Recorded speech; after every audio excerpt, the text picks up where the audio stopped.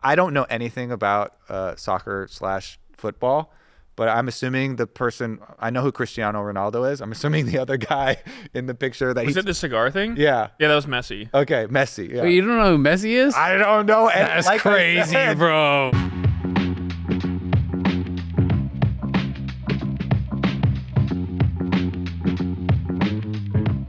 Hello and welcome back to The Dive, Season 8, Episode 11. Time flies. We're already looking at finals weekend ahead of us. Are you excited, everybody? Yeah. Huh? Yeah. You're going to be there? I'm going to be there. I heard it's going to rain. That's unfortunate. Wait, no. Don't tell me that. That's Yeah, unfortunate. it's supposed to rain all weekend. He already signed his contract. He's going to be there in the rain. I hope we got a waterproof computer. Yeah, I mean, they're setting up stuff right now. They're going to get heaters and tents and overhead stuff.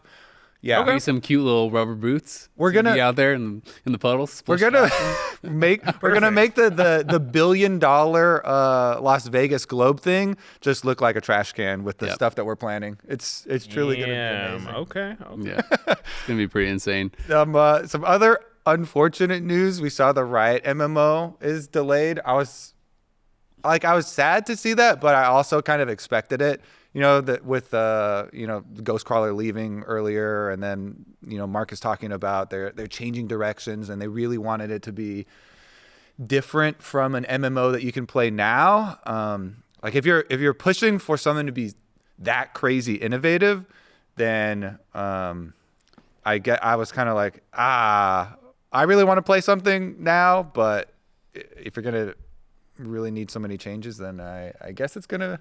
Yeah, it's gonna take a while. They called it like a reset or like a full reset, I guess, right? So they're kind of like wiping the slate clean.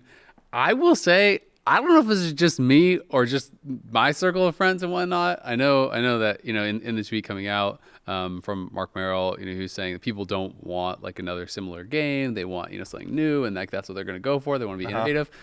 You're like, I'll take another WoW. I'm like, yeah, like I will take a League of Legends tab target MMO. Yeah, that's just WoW but better, right? Yeah. And I don't know if this is a hot take or a weird take or whatever, but when I think about League, I think innovated on and improved upon certain things from Dota that I really loved. Like I played Dota, I played Han, I played Dota 2, then I played League, and I'm addicted to League, still playing it 10 years later. I love that game.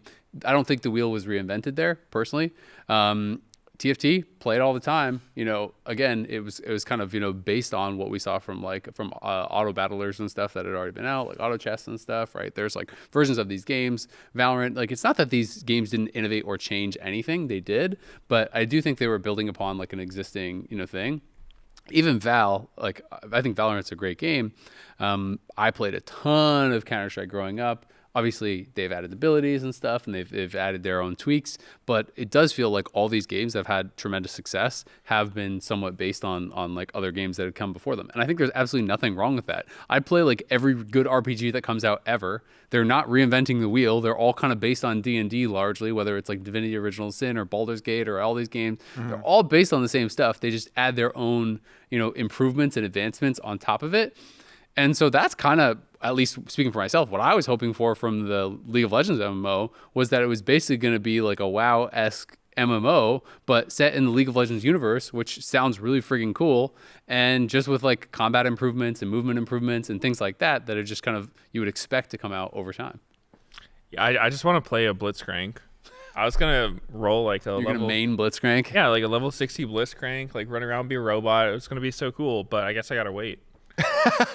Yeah, I mean it's really hard because there's MMOs take the most investment of any type of game to make, and so it's a huge cost that you're undertaking when you're going to make one, and so you want to have it get a giant player base like original WoW or something like that, like the heyday. I say original, I don't actually mean when WoW first came out. I mean like the first many years of WoW where it was absolutely dominating and got so many players. Exactly. You want a really big player base, because since WoW, the history of MMOs is just littered with corpses of games, right? Yep. There have been so many failures of MMOs just all over the place, and so many different kinds that it's It's so hard. It's so hard from the outside. Yeah, it's so hard from the outside to be like, just release your game. Give me something that's good. Especially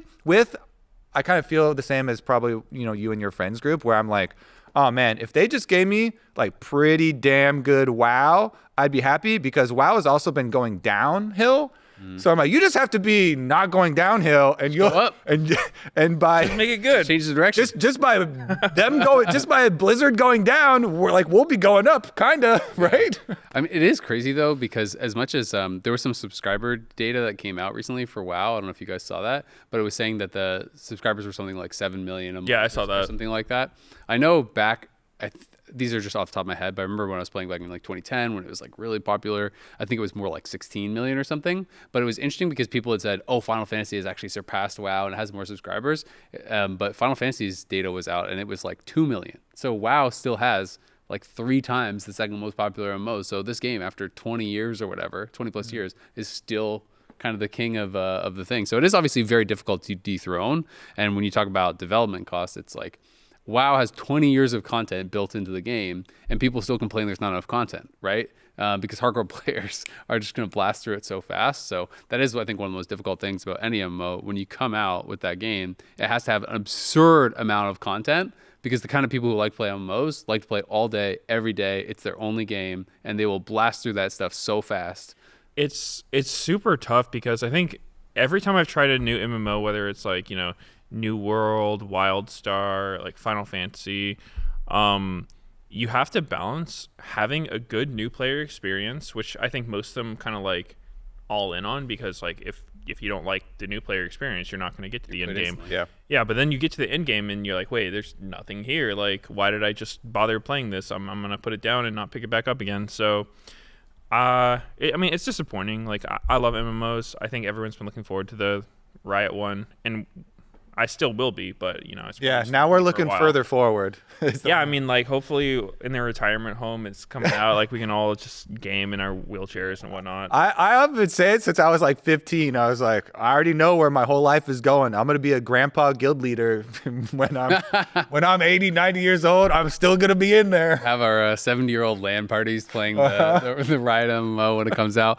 Hopefully it's gonna be bomb when it eventually does come out. I'm excited for it still. The Immortals head coach Sharks also just got fired recently, which I've got to say I think is kind of crazy. It feels like there was, as much as they did not finish where they wanted to finish, they finished last, they got 8th. There was still actually a lot of positive talk about their team and how they're really competitive in scrims, and how people I had heard that they were even still scrimming throughout playoffs because all the top teams wanted to scrim them, because they're actually really still a good practice partner.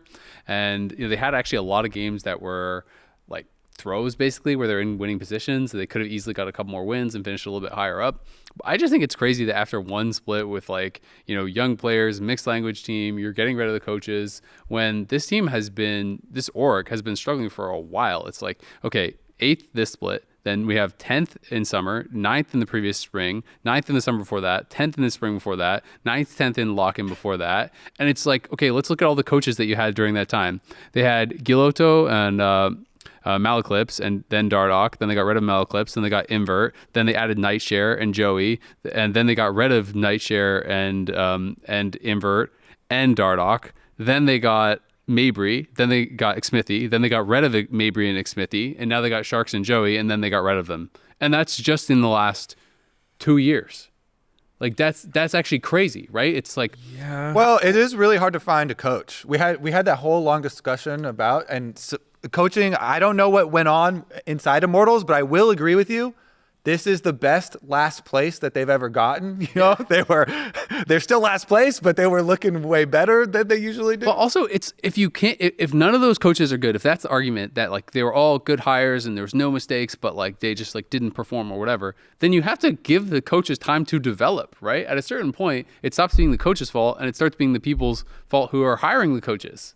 Yeah, that's been my biggest issue with, I criticize coaches and LCS teams and stuff because like I had some bad experiences, but it's not like it's just the coach's fault. It's kind of like the whole system, right? Because these teams are trying to play money ball, right? It's like they just roll the dice. Or like, all right, we're going to pick up this GM, this coach, these players and let's see what happens. Oh, 8th place, scrap it, let's try again. And so it's like, as a player or a coach, that's terrible, right? It's like your entire career hinges on your success from one split, and it's a zero-sum league. There's going to be a last place team. And so if you're just trying to like, come up with short-term results, Band-Aid fixes, your team's never going to be that good.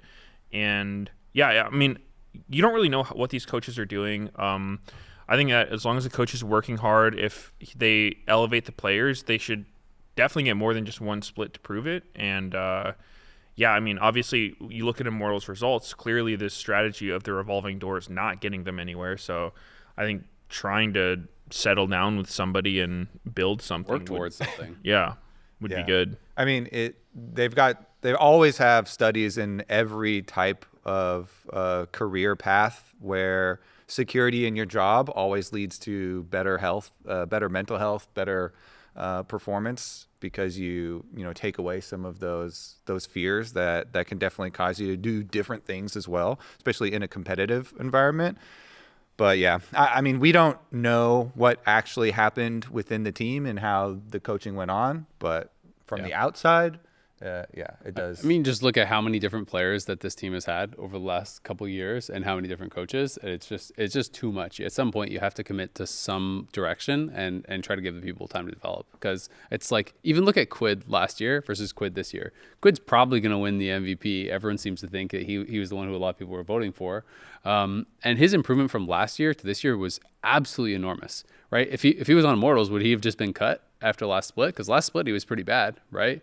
Maybe you wouldn't get that chance. And there is the ability for players to actually develop and improve. We see that across the world there, where people can have a terrible start and be way better the next year or in a couple of years. Dokla contracts, Palafox was such a big story of how much CLG and Energy invested in these players, and to your point, Jan did not get rid of them this whole time. Jan with TL, how Spawn has been coaching him for like 4 years straight through Academy, sticking on TL. Quid with 100 Thieves. Through all the criticism. So like, there are a lot of examples of orgs, teams, having success through sticking with these types of players and continuing to build on them, even when there is lots of outside pressure, by the way, of like, oh my God, this guy's the worst jungler in the league, get him out of here. Or this guy was so int last year, get him out of here.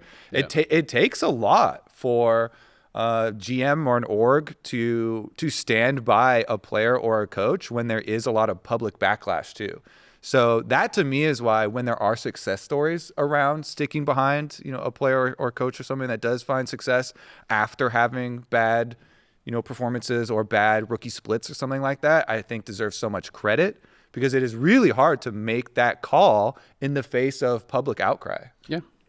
I mean, I think in the case of Immortals, though, like, do they really have that? Because I mean, they've been last for so long. Yeah, people just don't care about them because, like, they've just been the last place team since, like, when people think of Immortals, I feel like a lot of LCS fans, when they hear the name Immortals, they still probably think of, like, the Huni Reignover, Pobelter, like, 2016 team. And it's like, wait, guys, that was, like, 20 years ago at this point.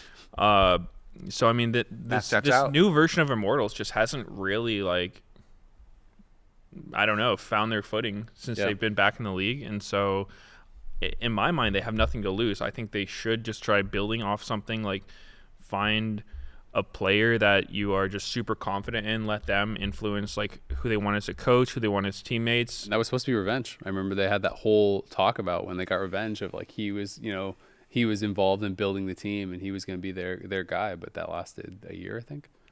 Yeah. I mean, it's tough. What can you do? All right, from the bottom to the top then. How about our Kia top 6 MVPs? Whippo, River, Inspired, JoJo, Busio, Quid. Yeah, this just came out. This is the top 6 vote getters for the Kia MVP. Of course, it is for the spring regular season. It's not including playoffs. And they are going to be announcing the actual winner of the MVP on finals weekend, this coming weekend. And the top 6, as you said, Whippo, River, Inspired, JoJo, Busio, Quid. Busio really stands out to me as surprising. Yeah. I was actually shocked that he was in the top 6. I know he got first team All-Pro, but I just never considered him or as an MVP candidate because I never thought he could be considered as like the leader of the team, like the main reason for their success. And I feel like that to me is like a prerequisite. It's like you have to be the most valuable guy on the team, the guy who's making the biggest difference on your squad. And to me, it felt like Bwipo and Inspired were way more drivers of that. I would even say like Jensen felt like more of a driver of that. And I didn't even really consider him. So I was pretty surprised to see him in the top 6. Are you for sure, you're sure that this is the top 6 vote getters or these are, okay. Because I would have thought when looking at it, it's just like, oh, names that they kept in that. No, that's top 6 vote getters. Wow. So Busio is the only shocker there for me. I knew that. I agree. So much so that I'm like, whoa, is that even what even it more is? than Jensen? Jensen is just permanently doomed to never get recognition. Even from his own teammates, if you watch pros. Yeah, I mean, from anybody. It's surprising to me. I feel like he's had a really good split. I think part of it is that he's like one of the... I guess he's kind of quieter in the way he plays. He's not the guy who's going to pick like Yone and just like style on the entire team. He's just going to pick a control. Pick Oriana and then be style really on solid, not get punished by things that other players probably would. But that's the stuff that's like, not as impressive, He's silently smurfing. Yeah, I mean, like people don't see the pitfalls you've avoided to like have a steady game. They just see, oh, okay, like, he's not making montage clips, whatever. It's also funny because this year he was actually doing a lot of trash talking and having a big personality in the LCS. His tweets, also his pros appearances where he was really outspoken, really entertaining. I felt like he was doing a lot of the brand building and stuff outside of the game this time around. So I was like, oh, for sure this time he's going to get recognized. But dude, his tweet about was it Energy? APA. No, it was TL. Yeah, the how would a cold player do? Yeah. I mean, their content, that was a so thing. using funny. their own content that set themselves up for that one so perfectly. Good, so good. Was well done. I mean, Jensen, I think is getting more credit because people have been like, retire, bro, it's over. For like people have been, kind of pretty negative on him, especially when he was on Dig, when he was on a bad team. So I think people are like, okay, Jensen's a good player, he's on a good team, he's having success, but definitely not getting credit as far as, oh, you're the best, or you're the top of the league, or you're in conversation for MVP. I mean, speaking of pros, I thought this last episode of Pros was actually crazy. Like the Bwipo and Inspired, they're super entertaining, and they are trash talking everyone, but including their own team, which to me was the part that was crazy because I know if it was me and I was sitting there, probably as Masu or Busio, because they kind of talk about them like they're just these clueless noobs, but especially if I was Jensen, I just felt like a lot of the stuff came off as extremely condescending, to the point where, at one point Bwipo was talking about how part of the reason for his success, he was giving a massive amount of credit to Inspired and saying Inspired does so much for the team. He's always on the players. If you make any mistake, he's on you. He's going to get on you. And Bwipo was saying basically like, oh, I don't have to do that anymore. He's like, it's great. As a top laner, I can have so much success because I don't have to watch, Busio and Masu laning and make sure they're not making mistakes. I don't have to watch Jensen and make sure he's not making mistakes, that he's pushing out his lane at the right time and he's doing this and stuff. And I just know it's like, if I'm Jensen, I'm listening to that, it's like, Jensen has done well internationally. He's been in the league for like 10 years. He's won all kinds of titles on different teams. He's won all kinds of all pros. He's made it to MSI finals. He's made it to semis at Worlds. And it's like, I don't know. It just kind of blew my mind, I guess, that Bwipo was talking about him as though he's like this clueless rookie who like needs to have his hand held through like how to play his lane and stuff. So I mean, they're extremely confident, and Bwipo and Inspired obviously very, very complimentary of each other. And I don't know that they see it kind of like how I saw it, but I was just thinking from the point of view of if I was listening to this as their teammates, it's like, wow. Yeah, I mean, maybe he's just high off their win or something, and it's just kind of like, oh, I'm gonna say my piece now. But yeah, maybe a little collateral damage being done in the process. I don't know. Sometimes you don't really. He might look back and be like, oh, like I didn't really mean to come across that way. Or maybe he's just like, yeah, my team sucks. I don't know. I mean, did you see Inspired's piece, his features piece that went out on broadcast this last weekend as well, where he was saying, everyone knows why EG was successful and everyone knows why FlyQuest is successful. It's because of me. Like I took all these rookies on EG and made them good. And now I'm taking this team FlyQuest and making them good too. And he just straight up said it. I was like, damn, like that's some confidence. I respect it, but also I don't know that like as his team, like that just feels so bad. Yeah, it's really I'm dragging these idiots across the finish line. It's an optics thing because I think, yeah, like you said, confidence is good. I think you should think that stuff, but I don't know if you necessarily benefit from saying that stuff, right? It's like I think you that absolutely do not benefit from saying. Oh yeah, because it makes you look really cocky and kind of arrogant. You gotta more conduct yourself in a way where it's like you lead people to that conclusion, but you don't say it, right? It's like you gotta imply it.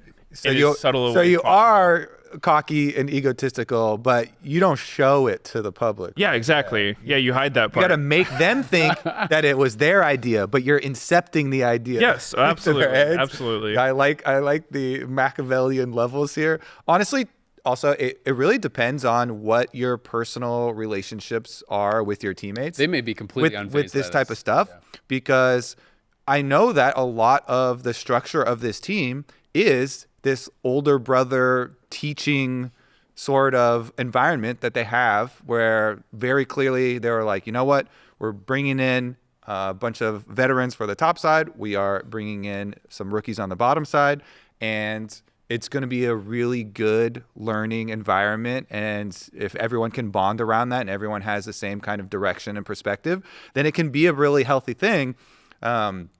You definitely don't want to be too negative on teammates, especially in the public, of course, but it often does really help if you have a super strong relationship with them. And we've had stuff in the past where after their victories, Bwipo's getting up and like hugging both bot lane members and being so complimentary of them in other instances too. So I kind of took it as it's one of those, but there's definitely some strongly worded quotes, especially from a couple of the recent pieces of content. I mean, it's really fun to listen to, and they are complimentary at times and stuff as well. And I think there's absolutely nothing wrong with being able to have that relationship, behind closed doors. You want to be able to say, Meteos, you suck to this game. You need to be here. You need to be there. Whatever, and you need to be saying, 100%. Well, actually, the reason I wasn't there is because of X, Y, and Z, and be able to hash it out and have those kind of conversations. And I think that part is really cool. And Bwipo gives so much credit to Inspired for being the guy that doesn't let anything slip. He was saying that one of the things Bwipo was talking about was that he finds it kind of like it can be really tiring. It takes a lot of energy, basically, to like anytime someone makes a mistake or there's an issue, to be able to just like confront it head on. He said can kind of get exhausting, and so people can get to the point, and he was saying himself can get to the point where it's just like, well, I'm just not going to bother, like they'll just fix it themselves or they won't, kind of thing. And he was saying Inspired never lets that happen. Like he's always on it every single time, whether it's you're not playing off solo queue or you're doing this or you're doing that or there's miscommunication or no matter what it is, he's always on it. So he was like, he's the coach of the team, like he's the running the team, he's doing all this stuff. And I think that's great. I think it's just it changes the vibe when you're not like when you're talking negatively about your teammates to the public, because that I know can feel really bad, right? It can feel like you're kind of being then like talked down to or whatever. But it's a really fun episode to listen to. I would definitely recommend checking it out. It was with Inspired, Dokla, Bwipo, and Emily, and they're saying, as much as that stuff was kind of, I thought, condescending to their teammates, they are way more extreme to other teams. He was talking about, like, Bob was talking about Fudge. Fudge is an absolute NPC. He doesn't do anything. You just bluff him a little bit, and he plays scared, so he can't play any winning matchups, and blah, blah, blah. And, like, just, they're going in. This guy's an NPC, that guy's an NPC. They don't do anything. He doesn't do anything. Berserker's not him. I don't feel anything when I play against that guy. Like, everyone was just... There's no holds barred. Both Bwipo and Inspired are extremely self-confident people, and always have been. Yeah. And they're not scared of taking out the flamethrowers, that's for sure. One thing that was cool, though, was Inspired. I mean, Inspired obviously has a lot of respect or thinks highly of JoJo, and he was kind of saying that he felt like JoJo in that series was not really deserving of so much criticism. Basically, that the reason he was saying that JoJo was dying was because, in his words, he was the only one doing anything. And like the rest of his team, he was saying wasn't doing anything. So JoJo tries to do something and he gets punished for it and he dies. And he's like, that's how the game should be played. But you look like an idiot because your teammates suck, basically. And it's also kind of interesting because he was also kind of extending that to APA. He was saying when APA was getting flamed, he felt that it was somewhat unjust, and that APA was basically just getting punished because the team wasn't doing anything on the map. So it's like, okay, you're playing Ziggs or whatever, and you have to push out the side lane, but your team isn't actually covering you, or your team isn't actually making something happen on the other side of the map, so you die and you look like an idiot. But he was actually kind of defending APA in that way. So I thought that was interesting. I heavily resonate with that point because I think that is the trap that teams fall into is like, if people become scared of making mistakes, you look kind of like the NPC that he's talking about. You're the person who you don't want to make the game losing mistake, so you just don't do anything, right? Like, this guy looks like he's taking a bad trade. Oh, but it could be a bait. Like, I don't want to... Like, you just don't make anything that has the possibility to go wrong, and that's just going to look terrible ultimately, because if everyone's doing that, nothing's going to get done. You're never going to make any good plays happen.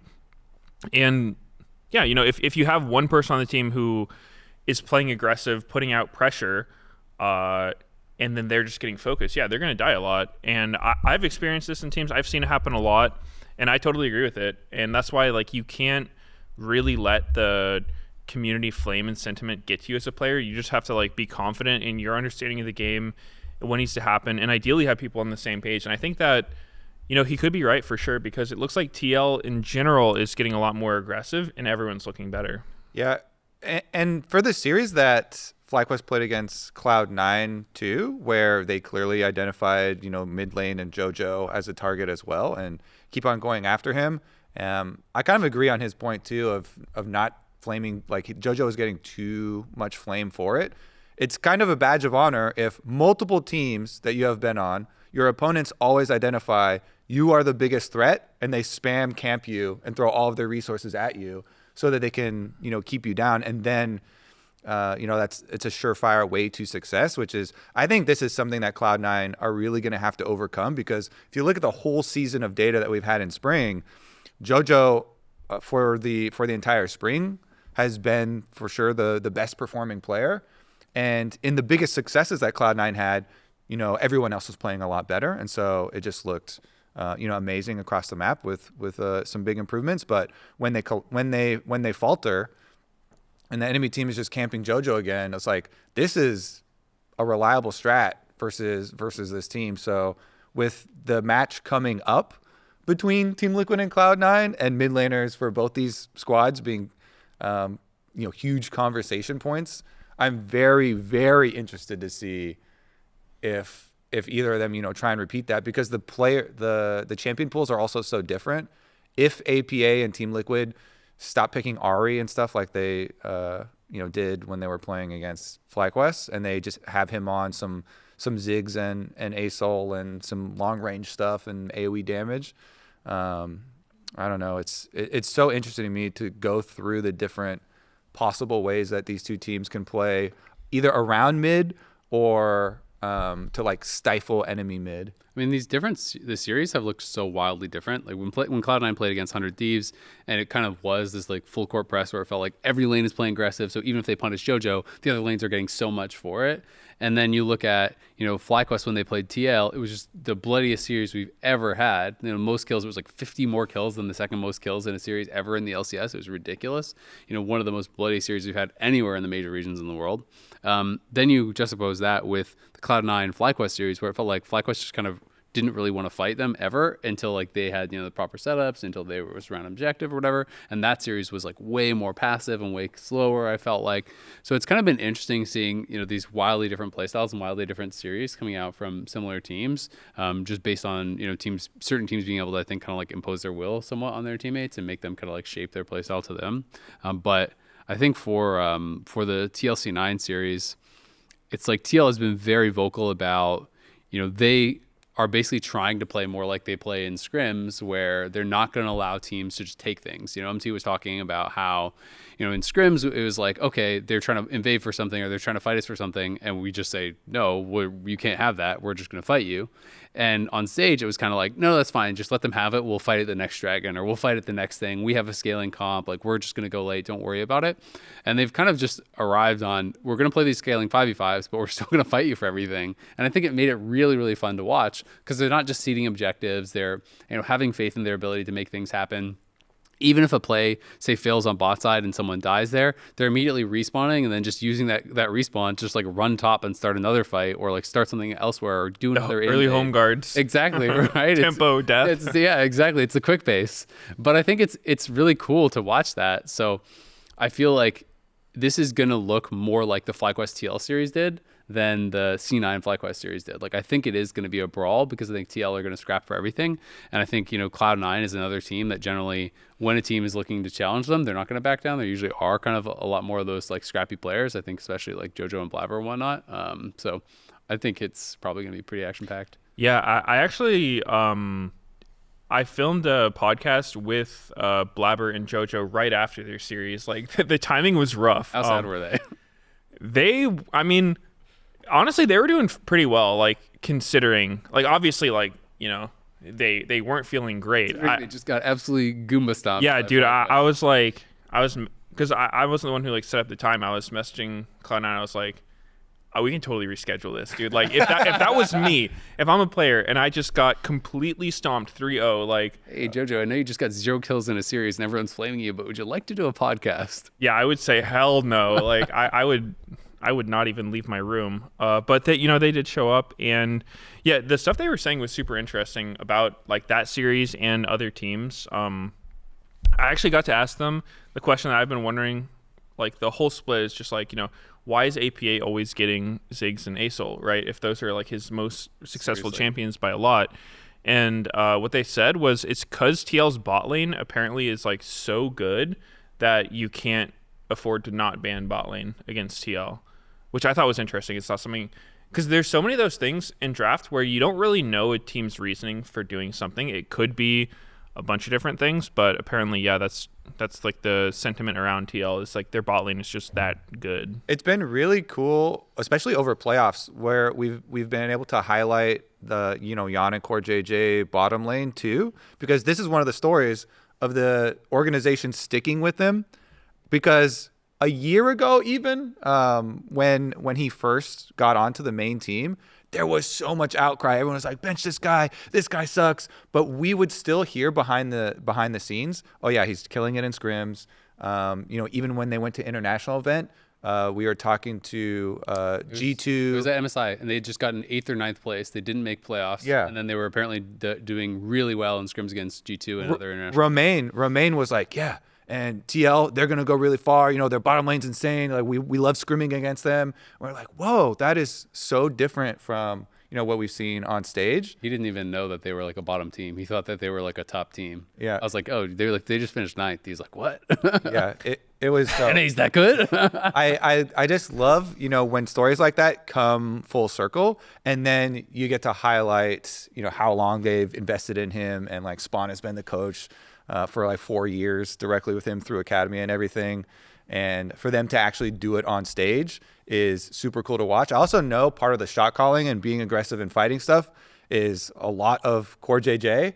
And in a lot of our interviews, he's like, yes, sir, Core JJ, sir, when he makes shot calling, choices now. So General got demoted. Yeah, dude, he's a faithful soldier. You need those in teams. Like, I think that's actually such an underrated part of a good team, is like you need the follower, like the yes man, the guy who's gonna like give you confidence to make the calls. Be like, yeah, dude, no matter what you say, it can be terrible, I'm with you on it, I'm going in 100%. If it's bad, whatever, we go again. So that's awesome. I really like watching in content. He's hilarious. He's really funny, and like he just has a good attitude. I feel like if I was a pro player, like a laner, I would want a jungler like that. He's just like, he's not really playing for himself. He doesn't seem to get too down when things don't work out, and he's just kind of like a happy dude from what I can tell. So like, he's easy to root for. One of the spiciest things that we got when I had on our post-series couch interview, I asked him directly about the Cloud9 FlyQuest series and how that was going to go. And he was like, oh, I think Inspired is way better than Blabber. I don't want to start any flame, but I think Blabber right now is not that good. And so he wanted to face Blabber, and he was like, yeah, I definitely think FlyQuest are going to win. And then after we see the series, we're like, wow, FlyQuest certainly did win that, and now he's going to get what he wants going against Blabber, which is, I always feel like it's so dangerous to underestimate Blabber, but by the same token, like it just creates such a spicy matchup, and this is like what Team Liquid wanted. And after those series, I feel like people are mostly going to be predicting Team Liquid to win too. It feels like Cloud9 are again going to come back in as the underdogs, with the pendulum swinging back from them blasting a series and being completely back, like the most back that we've seen. It's so over. Into being the most over that it's ever been again after getting 3-0'd. Yeah, I think C9, I don't know. I haven't really seen their scrims or anything. Like, I'm not involved with the team in that way. But it does seem like they're not playing to their fullest. Like, I don't think any of the players right now are kind of like feeling super enabled. Like, to the NPC criticism, it does seem like they're playing kind of on the safe side, you know. Because I've always said in my experience as a pro player, like, I played pro jungle for a really long time, and Blabber was always the player that I had the most trouble with. Even like playing internationally, playing against like some of these peak Korean teams from like 2013 to 2016, Blabber was definitely the player that gave me the most trouble. Like, just trying to figure out what he was going to do, predict him, punish him. Like, it was hard. So he's absolutely a very good player, but sometimes you can just get into a rut. You know, you're trying to do right by your team. You're trying to do what you think you should be doing, and it just ends up not looking that good. It was really fun because I remember watching actually it was Travis Gafford interview where he had Spawn and Impact doing a tier list for enemy jungles, or all junglers, and they ended up putting Blabber under River and Inspired, but I believe still like a tiny bit over Umpty, or maybe tied with Umpty. And the specifics that they gave were that Blabber can be a win condition for your team. He's one of those types of junglers. He might, from this season at least, was the specific data that they were rating him on, was that he hasn't been in the spots that they would expect him to be, but that he's still a jungler who, in a 1v1 scenario, has the mechanics to outplay, solo laners and stuff. And they were like, most of the other junglers can't do that. So while they did rate him below, several other junglers, they still gave him like that praise of like individual mechanics and ability. And you can see, I mean, the All Pro Awards came out, I guess, since we last had an episode, right? And you can see that, like, when you actually look at the voting ballots, how the pros still have a lot of respect for these Cloud9 players based on how the scrims are going. We talked about that last week. We've talked about this a few times now, but the pros don't really watch the games on stage. They're largely voting from scrims for the most part. And, there was a lot of criticism about, like, oh, like, Berserker, Vulcan, like, how did these guys get on All Pro? They don't deserve it. When you look at the voting ballots, it's almost entirely pro votes that are actually going towards these guys because of how they're performing in scrims. It's basically only votes that are coming. There was only one vote, I think, from the talent team broadcast side towards Berserker at all in the top three. I think Raz is the only one who voted for him. And then you look at even just first team alone, Revan voted for him. We have Shopify's head coach, we have FlyQuest head coach, we have Dignitas head coach voted for him. We have Inspired voted for Berserker, Rich voted for Berserker. Like, these are all just like first team votes, right? Like, a significant portion of the pros and stuff still have like Berserker up there, and Vulcan got like 5 or 6 first team votes, something like that as well. Blabber was getting more votes from pros also. So these are all players that clearly are still doing well in scrims and still have that respect, but they really haven't been able to, I think, find that level of consistency and stuff, and that you're kind of expecting from them on stage.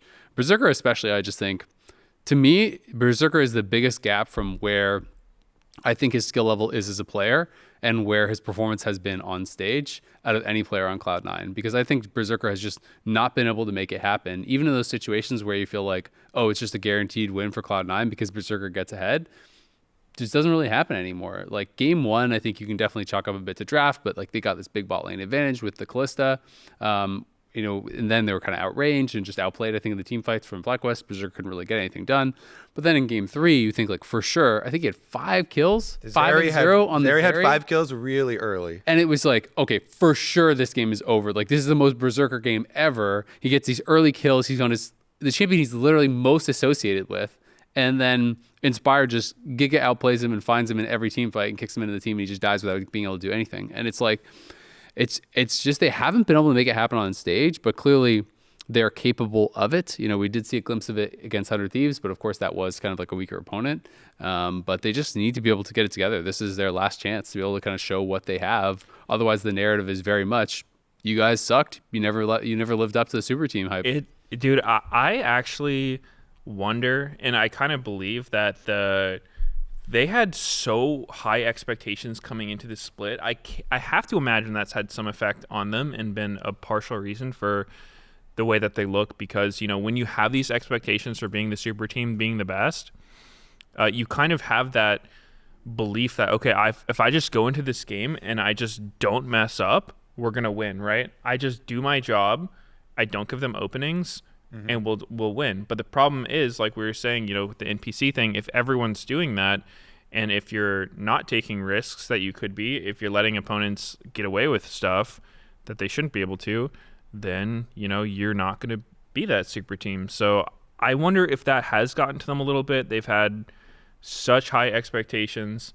It's kind of rare you see a team that has those expectations kind of live up to it, because it never helps, right? If you're going to be the best, people thinking you're going to be the best doesn't help you get there. So I'd say LCK, LPL are kind of the exception. Like, there are some super teams that have done pretty bad, but it's like, hey, JDG was pretty good, and like adding players is pretty good. Like these are some teams that are there's some pretty stacked teams that add massive pieces and do go on to actually win worlds. But I like this topic that you brought up when you're talking about when everyone is telling you that you are just so good and you're at the top. Then you feel like you don't have to take as many risks, and you can kind of lose that like hunger to make outplays. Because one of my favorite interviews of the last like 5 years was one where Showmaker was talking about, and he was talking to some top laner friend, I forget which team it was, but just another pro player top laner, casually on a stream, about how he felt like, and this was before the kind of resurgence of Showmaker, when he was having some less impressive LCK performances. He was like, yeah, I just feel like over these years of playing, I have stopped looking for as many of these risky outplay and better than you moments. And he was asking his top laner friend, like, yeah, do you feel that also? Are we just getting old? Or, what's the cause of this? And the other guy was like, yeah, now that I think about it, it's weird how this has kind of happened. And sometimes when you're at the top, it is so much more difficult to stay at the top than it is to climb there in the first place, because when you're climbing there in the first place, you're like, it's me and my team versus everyone, screw Nothing everybody to else. lose. Exactly. And you're climbing up, and it gives you more energy and more focus, and you're so focused on like your goal and getting to the peak.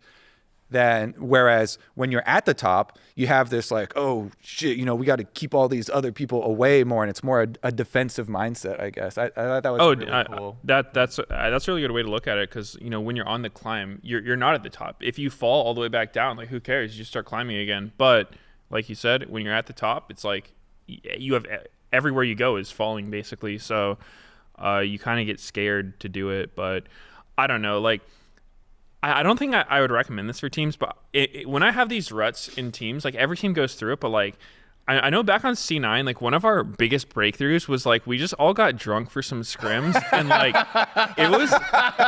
it was so crazy, bro, because it's like, you're so uptight, you have all these inhibitions, and then like, you just kind of let go and you just play like we're playing a game, right? Just have some fun, and like, I really think that could unlock teams. Like I said, I'm not recommending it. I think Especially there's other teams ways that have a lot of underage players. Yeah. Maybe not recommending it to them either. I'm just saying what my experience. They can drink apple juice. Yeah. Oh man, I already know our thumbnail, our title, social clip. Yeah. clips. The 17-year-olds can have juice boxes. Yeah. It's the whole reason that this profession of mindset coaches and competitive coaches like exists, though, because that whole issue of getting past some of these mental hangups without the use of of alcohol or drugs is therapy, or just get drunk and do some scrims. It sounds like such one of those old fashioned stories of back in my day we just got drunk and did some scrims, boom, problem fixed type of things. But I definitely appreciate that because you gain so much. There have been other stories. One that just reminded me of one of the coaches. They were like, you know what? Part of the biggest difficulties of international events has been that we just go and scrim after scrim and we're getting slammed by the LPL or LCK team. So what we decided to do was the day before our actual games, we're going to scrim some challenger team and everyone's going to be happy. And you know what? Maybe we didn't learn as much, but everybody's going to be trusting their teammates and they're on the same page. And you just played some League of Legends, a fun video game with your squad, and you had fun, and it's going to get you in a better mindset. It's also the importance of sometimes being able to, it's like, just have good friendships with your teammates outside of the game. Yeah. Right? Because when teams do have that, and I think you guys had that on Cloud9, that was kind of some of the magic of Cloud9, I think. And you can have these kind of bonding experiences of just doing fun things besides the game. It makes it easier to get past issues that you're having in game and stuff as well, because that's not the only interaction, only, kind of focus of your relationship. And confidence building scrims are absolutely a real thing. I always, when we would go to tournaments, it's you want to play the hardest possible teams you can to learn the most. But then as our last team that we would practice against, I always just try to find some suckers that I knew we were going to 20-0 or whatever, and just feel really good about yourselves. Because if you get pounded right before you're about to go in a stage match, it is hard to not doubt your practice and to not have that in the back of your mind, be thinking, well, should I even be playing this? Should we even be picking this? Should we be doing something different? This didn't work at all. Yeah, dude, that's the whole thing with I don't really know what most teams are doing nowadays, but there was the discussion of should we do a scrim before a stage game? And there's a while where some teams were trying it. You'd play against your academy team before you go on stage. And, it's a double-edged sword because on one hand, you're getting warmed up. You might not make those first game mistakes you might make on stage. But, if you get completely blasted in the scrim, I don't think you were better off having that practice game. So, it's always balancing, confidence versus, the gameplay improvements. Yeah. And as far as, the mentality coming into this series from your previous stage games, TL are going to have a massive advantage then because they just came out. They're slamming them. Oh, yeah, lower bracket. That's why people talk about lower bracket advantage sometimes because you're fighting your way up through the lower bracket. You're coming in off a win. Cloud9, they're coming off a 0-3, just got stomped. And even FlyQuest were surprised. Actually, my favorite part of the weekend was our interview with Nuke Duck. And Nuke Duck gets on the mic while they're going into the final game. And he's like, yeah, we're playing surprisingly well. We're just dumping on them. I just hope the team you can stay focused and finish it out 3-0. And I was like, wow, yeah, even FlyQuest and coaching staff did not expect to just absolutely dump on Cloud9. Nuke Duck's coaching interviews are so funny to me. I think he has a good demeanor for a coach. He's not the tyrant ruling over his team. He's just there to help him out, and he's just yep, they picked Pike. Don't know what happened, bro. I didn't think it was a good idea. Here we are. They wanted it, so be it. Yeah. The just win strategy, that was really fun from 100 Thieves as well. We also have to remember, though, in summer last year, so Cloud9 swept Energy in the upper bracket finals 3-0. Then Energy actually, beat TL in that super close series, and they beat them 3-1 in the finals. So C9 has a little bit of an opportunity to see if they can repeat history from the other side, shoe on the other foot, right? Because it's just because, and FlyQuest even said this, they even said this, they were talking all kinds of trash, but even on pros, they were saying, hey, we don't think we for sure won or anything like that. We could definitely lose. The Cloud9's really good. They have really good players if they have to play them again, because the teams can make serious adjustments and the games can look very different. League can be a very snowbally game. Sometimes slight adjustments can completely change the outcome of a series or a matchup. So it's going to be interesting, if Cloud9 can actually get back up there or if it'll be TL that gets a rematch. Either way, we're going to be getting a rematch between two series that looked very different. But what do you guys think for that Saturday match? What would be your prediction between Cloud9 and TL? I mean, it's so tough. I think I would still. It's tough, huh? Yeah, I mean, it's just we're trying to not eat some lemons over here, Kobe. Yeah, it's I mean, I would still vote for C9 just because, like, they are kind of a pendulum, like you said, and they just got. It was the most over. They just swung to 0-3. So so now they're gonna be the most back. That's just physics. I don't know, man. I think those losses can definitely be a wake up call for the team. It's like, wow, we were lost in the sauce there. I feel like this whole season, what were we doing? This whole season has been like, Cloud9, wake up, boom. Okay, we're awake. All right, Cloud9, they went back to sleep. Oh, wake up again. Won. It's time for a nap. Yeah, and it's like, wake up again. How many times do you got to get the have narcolepsy? They're just falling asleep all the time. Coach, you have them waking them up. Yeah, I definitely agree though. I would still. I'm on the side of Jensen in his interview afterwards, where he was just coming off and he was like, "Well, after that, I literally cannot predict Cloud9 to win over Team Liquid." All of our data for playoffs, the TL series versus FlyQuest and the Cloud9 series versus FlyQuest, they're kind of trying to compare, like maybe not apples to apples, but like.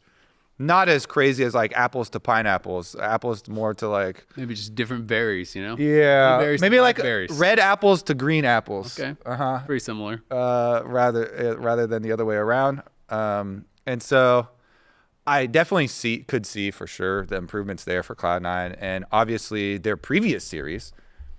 I was like, wow, Cloud9 are so back. This is insane. Berserker and Vulcan were playing way better. Fudge was player of the series because of how well he dealt with Sniper, and their draft strategy was, I thought, really intelligent too. Attacking 100 Thieves topside and just like, wow, this team looks so well prepared. They look like they're performing well on stage. And so, I'm open to eating a lemon, but I don't expect to. I think as much as I don't want to eat the lemon, I have to predict TL based on just the series that we've watched, you saw, right? I do think TL has straight just played better in playoffs. So if the two teams kind of like play like they played against FlyQuest, TL should be the better team. They should be the kind of more consistent team. But again, that being said, Cloud9 has shown some really, really high highs, and they've shown that they're wildly inconsistent. So they could come in. I wouldn't be shocked if Cloud9 came in. If they play at their best, they could make the TL series look like the 100 Thieves series. Like, I think that could happen.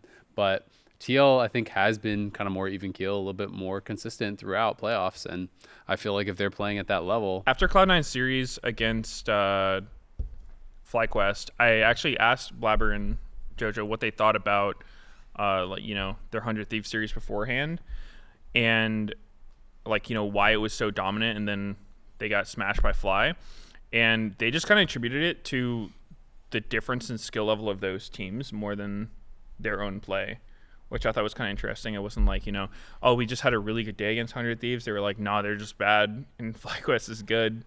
Ooh. Isn't that kind of frightening for Cloud9 fans then, if they're just that much better than us?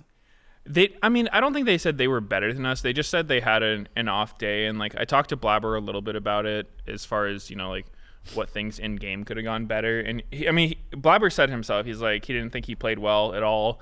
It was below his standards. So I don't know. It's very motivating as a player and team to get smashed like that. It's like you don't want to do that again.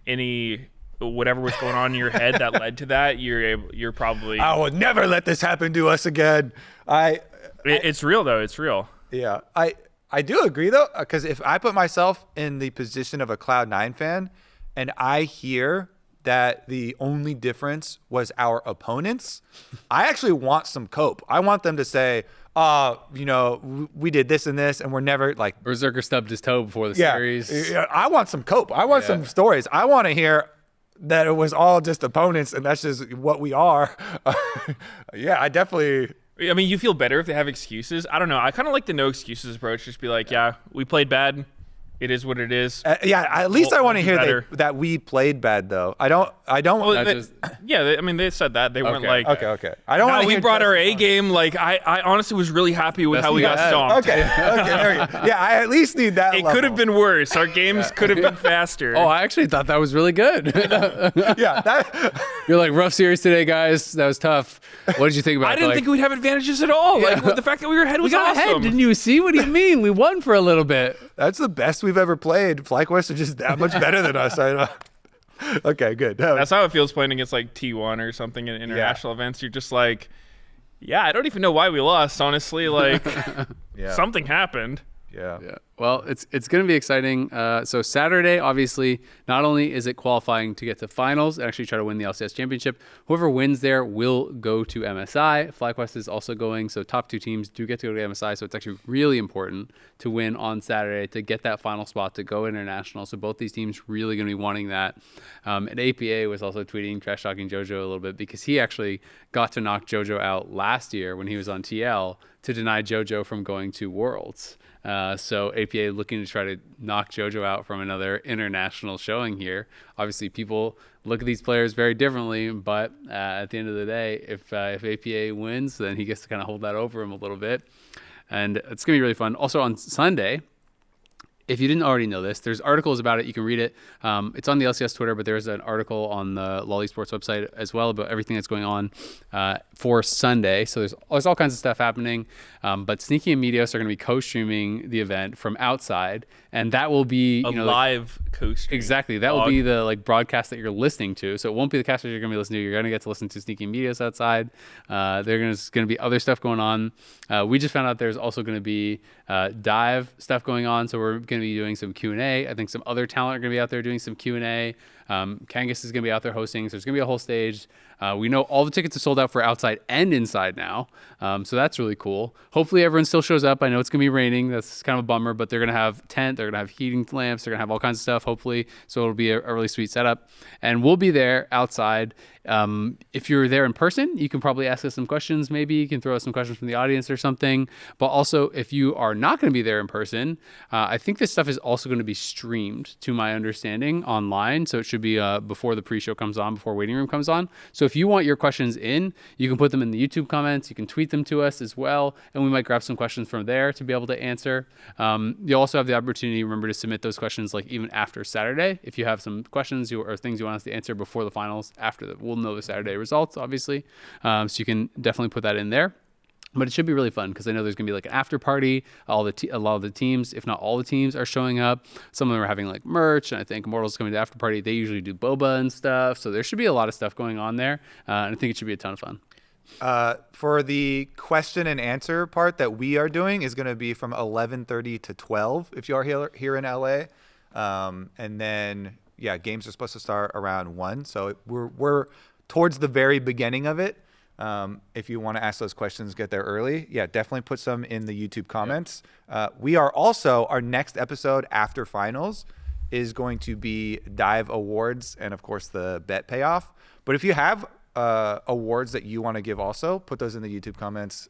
We definitely want to fish around in those comments. Yeah. For some fan suggestions. So it is, I think the first thing, I'm just pulling up the article. Yeah. So it opens at 10 a.m.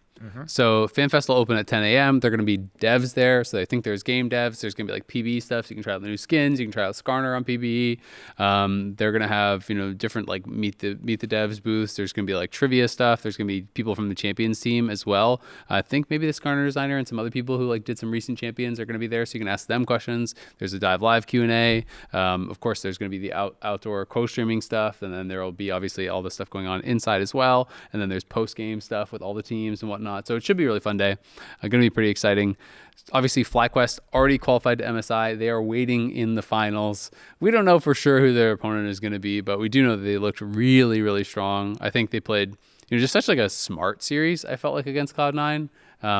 It felt like they were always kind of the ones dictating, when things were going to happen. I thought Bwipo had some really intelligent moves, especially in the Taliyah game. I thought when JoJo was pushing out top, and they knew he had no TP, so the only way he could actually join was using his ultimate on Talia, Weaver's Wall, and he just like placed a pink in the side brush by Raptors and just waited there, knowing like that was the exact path that he would have to take. And then as soon as he ults, they see that he's coming, and he just steps out of the pink brush and stuns him off the wall and stuff. Like that was cool. Yeah. I thought that was so smart.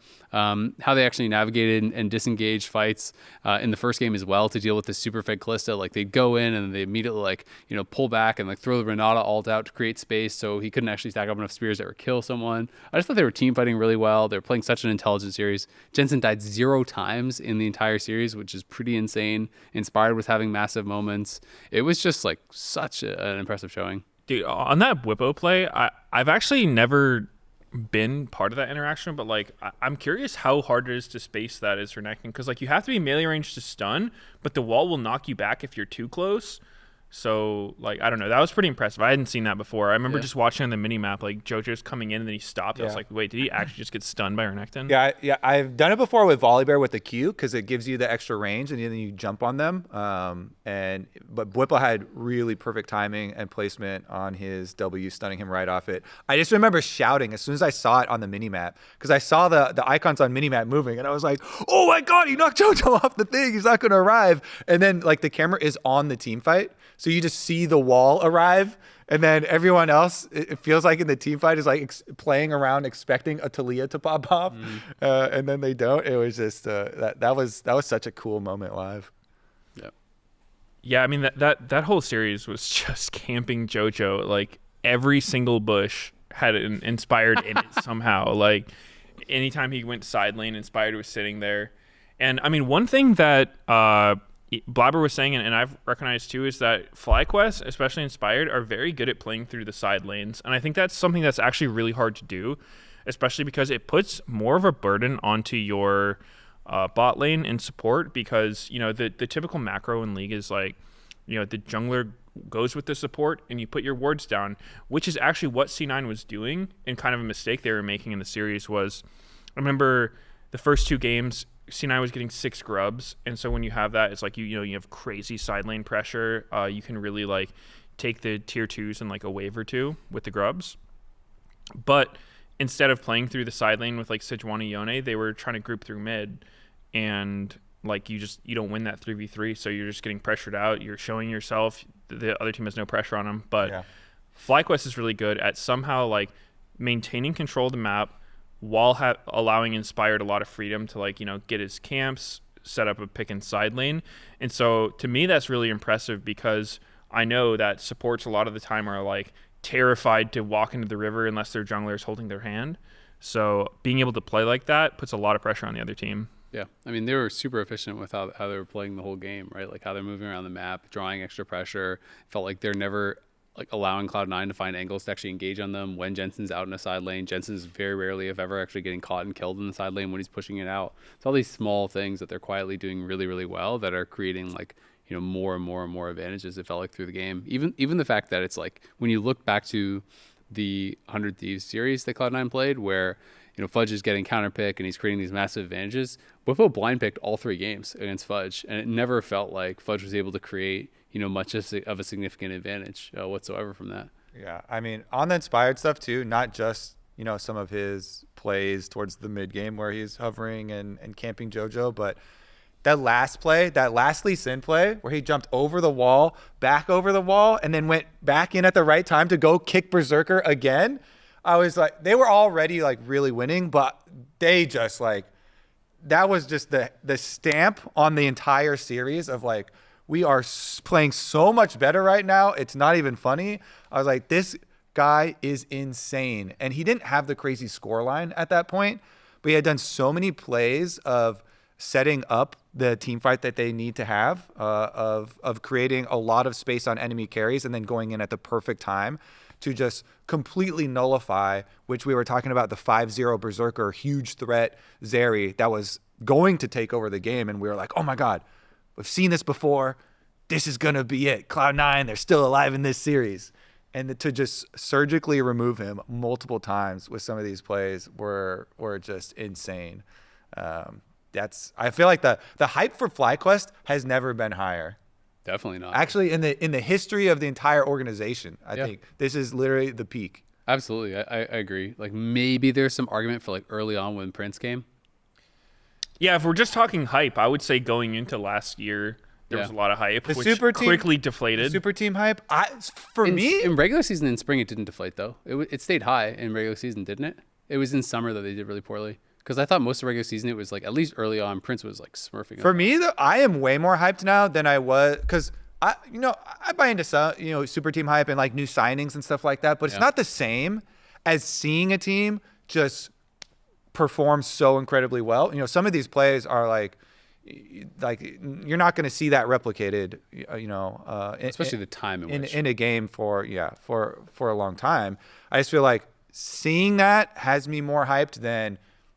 Yeah, the signings and rumors and super teams and stuff, I kind of buy into, but especially going into finals weekend to have your best games be like, slamming Cloud9, who's the super team, going into finals weekend, qualifying to MSI like that was pretty crazy. 0 deaths the whole series? Yeah, that's crazy. That's messed up. That's pretty messed up. It was really interesting because Jensen, obviously, there was a lot of hype around him for the series, and I think he played really, really well. I think I still voted for Inspired for play of the series because I felt like Inspired set him up to succeed so incredibly well. I think Jensen did an amazing job, with the pressure he was given and with the help he was given and the kind of that protection. But yeah, Inspired scorelines weren't super crazy or anything. But his play was insane. His play was so good and putting on so much pressure early and never allowing Blabber to really make anything happen, having these big moments later on in the team fights, I thought was really, really crazy. He just has been playing some of the best league he's been playing in a long time. I think he's definitely the best Western jungler currently.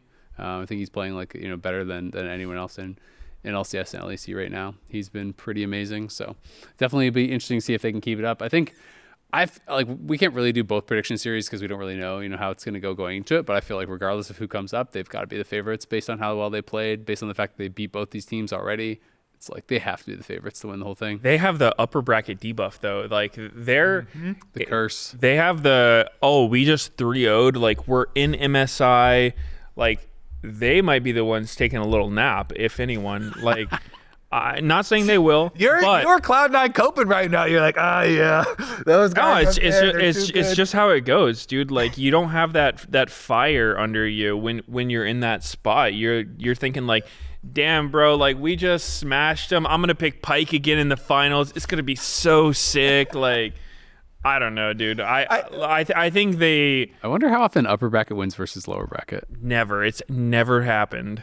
Upper bracket? Yeah, zero times. Yeah, I think. I literally just looked back in spring last year. C9 won from upper bracket. So don't check the numbers. I mean, if you're just here to be like a party pooper, like you can leave. Yeah, I don't know. Nerd. I mean, I might agree. Keep the numbers. I choose the magic. Exactly. If not for the fact that FlyQuest all even themselves, like Nukeduck being so surprised that they were, winning to that degree. Jensen afterwards also. Kind of shocked. I feel like they were more shocked than they were like extremely overconfident or anything, or on the precipice of getting lazy. I don't know. Maybe so. Inspired suite afterwards, where he has the Ronaldo and some other. I don't know anything about soccer/football. But I'm assuming the person, I know who Cristiano Ronaldo is. I'm assuming the other guy in the picture that was it the cigar thing? Yeah. Yeah, that was Messi. Okay, Messi. Yeah. Wait, you don't know who Messi is? I don't know. That's like crazy, bro. You're gonna get roasted for that one. Like I said, that's like not knowing who Michael Jordan is, though. Of soccer/football, I didn't pay attention to at all. I know the name. Okay. But the picture? Okay. No. Yeah. I didn't know. I've got to say, I'm a little bit mind blown, but okay. I didn't know who Messi is person is. probably got to be one of the most famous people in the whole world. He's considered by most people the greatest football player of all time, and he just won the World Cup. Even better than Tom Brady? Even better than Tom Brady. That's how American I am. I don't pay attention to He's playing in the MLS now, too. You didn't hear about any of the... I mean, his World Cup run last year was like some... I don't know. It's like the Danny Pintakill at Barron thing, right? He got like a hat trick in the finals to like win the World Cup. Like... Didn't hear any of this? I mean, no. Like I said, the name I know. Okay. But the picture, I didn't know. Yeah. Okay. All right. Never watched that. Respect. Really? Because it doesn't sound like that's respectful. No, respect. That's impressive. I think it's harder to not know who he is than it is to know who he is. So really, it's more impressive. Like, you're more impressive here than me knowing. It's like, everybody knows Leo Messi.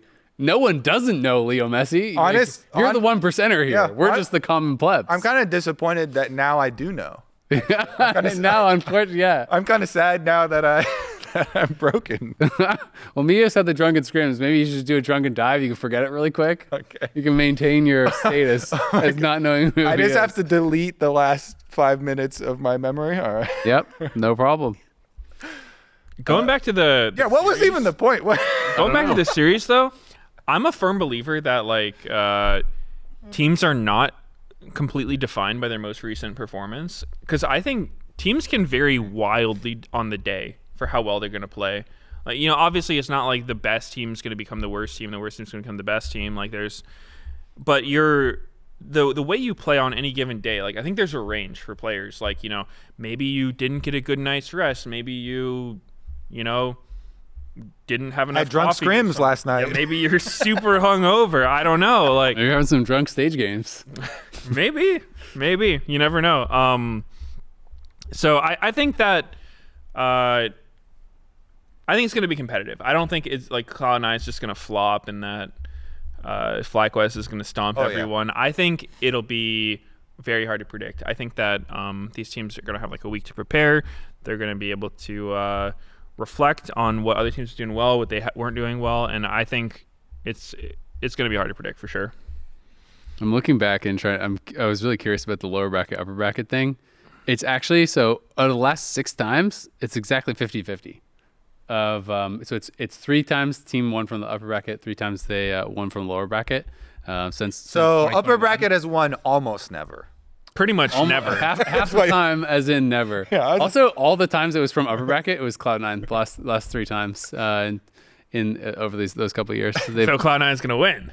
But they're in the lower bracket. Yeah, but either lower bracket wins or Cloud9 wins. Yeah. Sure. How about those for stats? Yeah, but what about the time? What about the time last where they lost in the upper bracket? Don't worry about it. Don't worry about it. Honestly, it sounds like it's 50-50 to me. Either they win or they lose. Yeah, So, like all games of League of Legends, you have 50-50 chance. yeah. Me versus Chovy in mid lane, 50-50. Win or lose. Yeah, I could see that. Right? That sounds about right. 50-50. I would take those odds. Yeah, you win or you lose. What can you say?